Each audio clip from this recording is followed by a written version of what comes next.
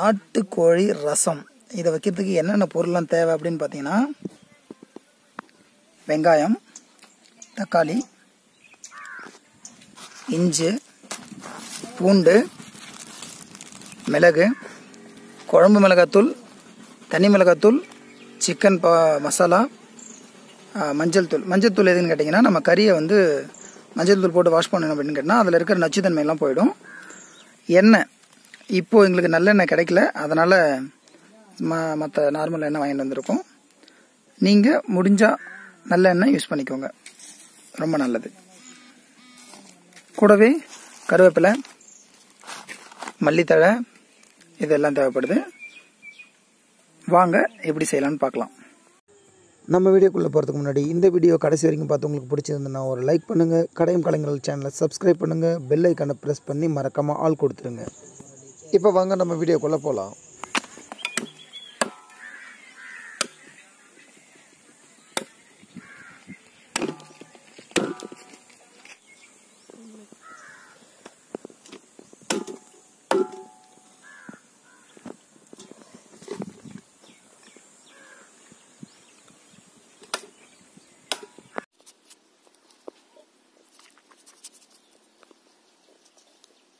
இந்த அளவுக்கு நம்ம போட்டுக்கலாம் ரசத்துக்கு. இப்போ நம்ம வந்து கறியை வாஷ் பண்ண போகிறோம். பார்த்தீங்கன்னா நம்ம வந்து ஃப்ரெஷ்ஷாக நம்ம இந்த இதில் வாஷ் பண்ணுறது செய்கிறது எல்லாமே நம்ம கிணத்துல இருக்க தண்ணியில் தான். நம்ம மினரல் வாட்டர் எதுவுமே நம்ம யூஸ் பண்ணல. வாஷ் பண்ணிவிட்டு அதுக்கப்புறம் மஞ்சள் போட்டு நம்ம வாஷ் பண்ண போகிறோம்.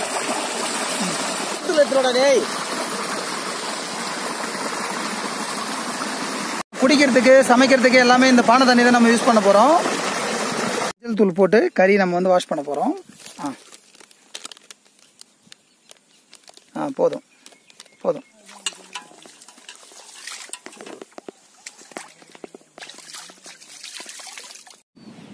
நம்ம இப்போ வந்து அடுப்பு வந்து இந்த அடுப்பு வச்சுக்கலாம்.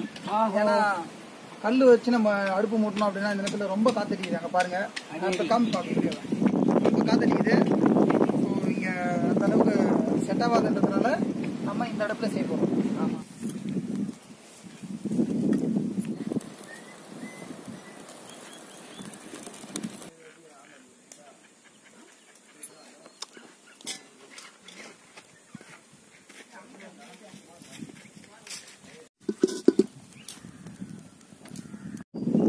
ஃபஸ்ட்டு ஆயில் போடலாம், எண்ணெய் போடலாம். நம்ம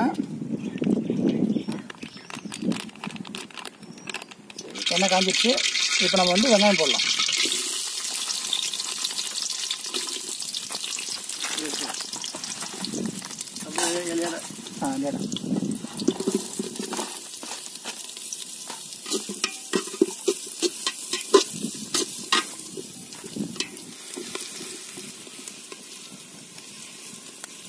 இஞ்சி நல்லா சின்ன சின்னதாக இந்த மாதிரி அரிஞ்சு போட்டுக்கலாம், பேஸ்ட் பண்ணாமல். கூடவே பூண்டும் போட்டுக்கலாம்.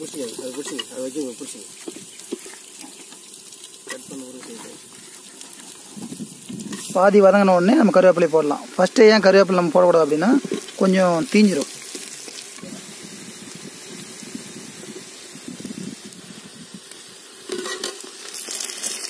வெங்காயம் நல்லா வதங்கிடுச்சு. தக்காளி போடலாம்.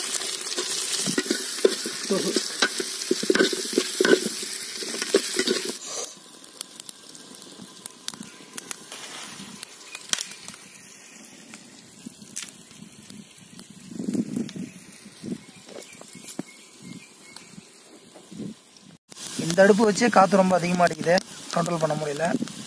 வெறும் கல் மட்டும் நம்ம அடுப்பு மூட்டி இருந்தோம்னா கொஞ்சம் கஷ்டமாக தான் இருந்திருக்கும்.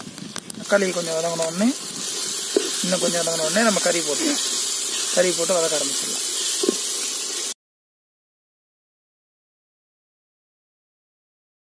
வெங்காயம் தக்காளி நல்லா வதங்கிடுச்சு. லைட்டாக எல்லோ கலரில் இருக்க மாதிரி தெரியும், ஏன்னா மஞ்சள் போட்டு நம்ம வாஷ் பண்ணதுனால கறி அந்த மாதிரி தெரியுது. அது வந்து ரொம்ப நல்லது. நாட்டுக்கோழி அப்படின்னாவே வந்து ஒரு உடம்புக்கு ரொம்ப நல்லது தான் நான்வெஜ்லேயே. இப்போ நல்லா வதக்கிக்கலாம் கறியும். இதிலே பாதி வெந்துடும் கறி பண்ணிக்கலாம். ஏன்னா வந்து தூள் உப்போட கல் உப்பு தான். இது வந்து நம்ம கல் உப்பு யூஸ் பண்ணிக்கிறது ரொம்ப நல்லது. வெந்திருக்கும் போது நம்ம வந்து நுணுக்கி வச்சு அந்த மிளகு சீரகம் நம்ம வந்து இப்போ வந்து ஆட் பண்ணிக்கலாம். ஏன்னா இப்போ வந்து அந்த கறியில் போயிட்டு அந்த மிளகு போட்டு ஊறிச்சுன்னா அந்த காரம், மிளகு தான் வந்து ஒரிஜினல் காரமே. மிளகாயெல்லாம் ஒன்று வர்றதுக்கு முன்னாடியே வந்து நம்ம முன்னோர்கள் வந்து காரத்துக்காக பயன்படுத்தின பொருள் வந்து மிளகு மட்டும்தான். நம்ம மிளகாத்தூள் போடலாம். குழம்பு மிளகாத்தூள் தேவையான அளவுக்கு. இப்போ தனி மிளகாத்தூள் நம்ம போடுறோம் தேவையான அளவுக்கு, பாதி மட்டும் இல்லை. நல்லா நம்மளுக்கு காரமாகவும் மணமாகவும் இருக்கும். நம்ம குழம்பு மிளகாத்தூளும் போட்டிருக்கோம், மிளகும் போட்டிருக்கோம், தனி மிளகாத்தூளும் போட்டிருக்கோம்.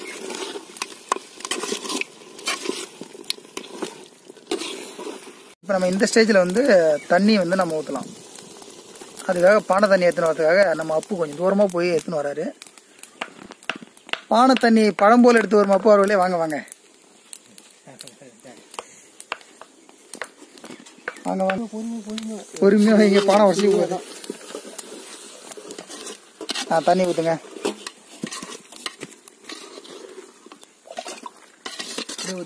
ஊற்றுங்க.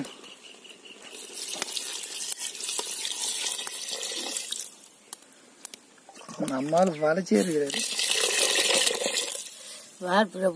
நல்லா ஊத்துங்க, ரசம் தானே, ஃபுல்லா ஊத்துங்க.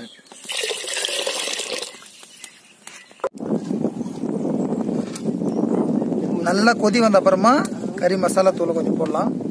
தூள் உப்பை விட கல் உப்பு தான் ரொம்ப நல்லது. ஏற்கனவே வந்து நம்ம உப்பு கொஞ்சம் போட்டிருந்தோம், அதை வந்து பத்தலை இப்போ பார்த்தாச்சு, அதனால நம்ம இன்னும் கொஞ்சம் ஆட் பண்ணிக்கிறோம். இப்போவே வந்து நல்லா ரசம் மாதிரியே இருக்கு டேஸ்ட் பண்ணி பார்த்ததுல. கறி மசாலா தூள் ஆட் பண்ணி மல்லித்தழை போட்டு இறக்கிடலாம். நல்லா கொதி வந்த உடனே நல்லா வந்து தீ வந்து கரெக்டாக போடுது. இதுக்கு மெயின் காரணமே யாருன்னு கேட்டிங்கன்னா 2 பேர் தான். காற்று நல்லா மறைச்சின்னு உட்காந்தோம் நாங்கள். சூப்பர். என்ன பேச போகிறேன், என்னப்பா பண்ணுறீங்க? நல்லா சிரிக்கிறான் சுரேந்திர. வந்ததுலேருந்தே நாங்கள்லாம் கொஞ்சம் எதாச்சும் தான் வீடியோ எடுத்தோம் போடலாம் யூடியூப்ல அப்படின்னு சொல்லிட்டு. ஆனால் நாங்கள் பிளான் பண்ணது சமைச்சு சாப்பிட்றதுக்கு தான். சரி அப்படியே யூடியூப்ல போடலாமே அப்படின்னு சொல்லிட்டு நாங்கள் பண்ணிட்டு இருக்கோம். இதில் இருக்கிறதுல ரொம்ப உழைச்சி களைச்சி போனவர் யாருன்னு கேட்டீங்கன்னா இப்போ ஒருத்தர் காட்ட போகிறேன். வந்ததுலேருந்தே அவன் படுத்துக்கிட்டு தான் இருக்கிறான். நல்லா தூங்குப்பா. இப்போ சமைச்சிருக்கிறது பார்த்தீங்கன்னா எங்கள் மாமா வீட்டு கொல்லியில் சமைச்சிட்ருக்கோம். இவங்க கொல்லி தான், இதான் அவங்க வயலில் ஃபுல்லாக.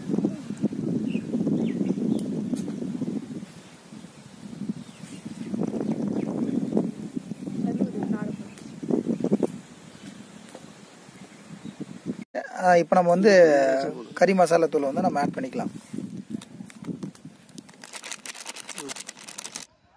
இப்போ வந்து நம்ம மல்லித்தழை போடலாம்.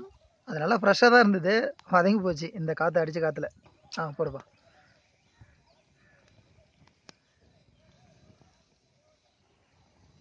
ரசம்.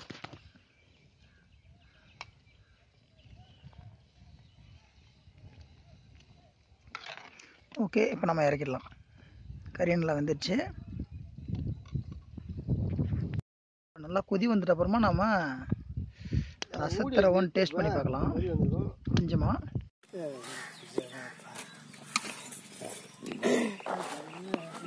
அப்படியே சாப்பிட்டு பார்க்கலாம். அப்படியே சாப்பிடுவாரு மாமா. ரைட். இப்போ நம்ம அப்புக்கு கொஞ்சமாக வச்சா கோச்சுக்குவோம், கொஞ்சம் அதிகமாக வைப்போம். உள்ளே நாட்டுக்கோழி ரசம் சுடுதா மேலே ஊதிச்சா? சரி சரி, சாப்பிடு சாப்பிடு சாப்பிடு சாப்பிடு.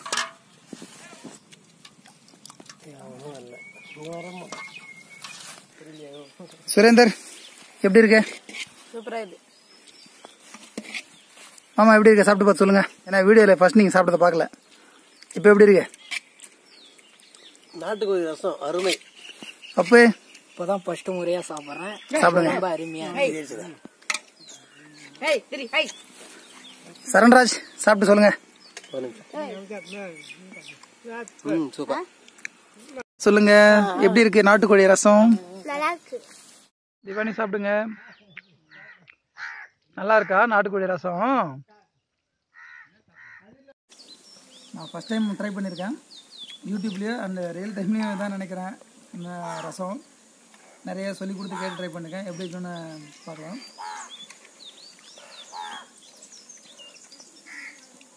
உண்மையாகவே நாட்டுக்கோழி ரசம் அருமையாக இருக்குது. பாய்.